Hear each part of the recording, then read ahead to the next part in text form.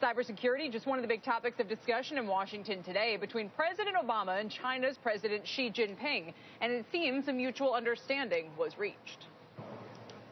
We've agreed that neither the U.S. or the Chinese government will conduct or knowingly support cyber-enabled theft of intellectual property, including trade secrets or other confidential business information for commercial advantage.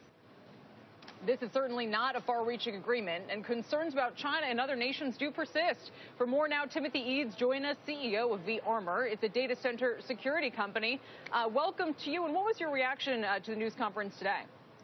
Well, it's great to be here. It's fascinating. The cooperation is really important between governments and private enterprise, and even security companies to try and improve, the security response to cyber attacks. But it's a first step. And honestly, I don't think you're going to see any real change in this escalation of breaches. Because what you have to do is look at your security approach a different way. So it's great that they're cooperating. It's a great first step. But you've got to look at security differently. And so let's start with this. But you're still going to see breaches escalate every year until you start looking at something differently. I have a question. Tim, it's Evan Newmark. What is the purpose? If you are the Chinese government, you always read these stories about, the Chinese army was hacking or, there was some cyber invasion somewhere.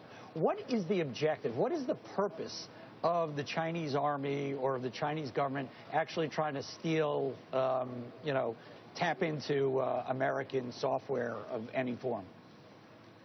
So, it's a global threat. So it's not just one particular nation. The attacks come from all over the world, and even Americans attack American infrastructure. So but my question is, if you are the Chinese, what are you trying to achieve by doing this? What is your objective? The objectives of the criminals, ranged in the old world. It used to be glory, right, where they wanted to get their name up in lights. Then it went to money, which was quite interesting, a decade ago.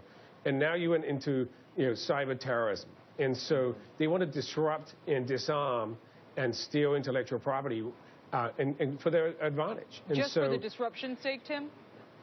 It can be, it's once you walk through the network of a large enterprise for criminal behavior, it's very easy for a terrorist to walk through that same network, use the same footprints in the snow, if you like, for a terrorist activity. So Tim, you may start with that navigation, but it will escalate for sure.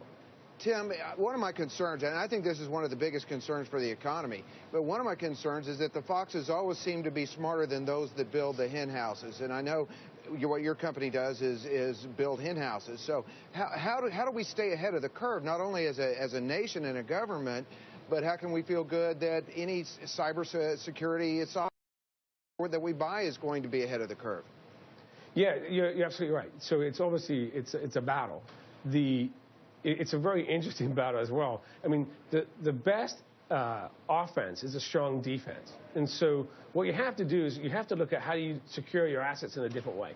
These days with things like the cloud, your data is more distributed. So you can't rely on these old products that people are buying. Most of the public companies today were invented before the iPhone. Mobile is a whole new attack surface.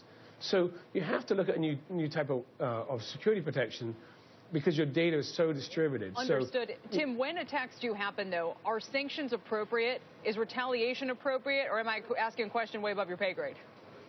Oh, no. I think sanctions appropriate, reactions. It's very hard to find and identify the real attacker. If you're trying to put... If you're the cybersecurity chief at a large bank and you're relying on cybersecurity sanctions to feel safer at night, then hope is not a strategy, and trust that those sanctions are going to work isn't either. So I would kind of think that they're relatively pointless if you're trying to protect your own business. All right. Tim, thank you. Tim Eades is the CEO of vArmour. He'd know as much as anyone.